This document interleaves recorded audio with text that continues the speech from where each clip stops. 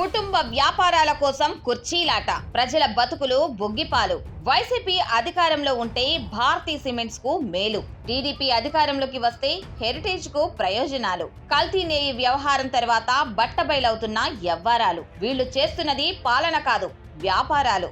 ఆంధ్రప్రదేశ్ రాజకీయం ఇప్పుడు ప్రజాక్షేమం కోసం కాదు, రెండు కార్పొరేట్ కంపెనీల మధ్య వార్ లాగా మారిపోయిందని బీసీవై పార్టీ నిప్పులు చెరుగుతోంది.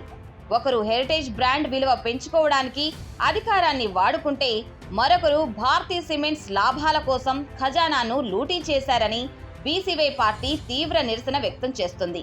ఈ రెండు పార్టీల తీరు సన్యాసి కొట్టుకుంటే బూడిద రాలినట్టుగా ఉంది.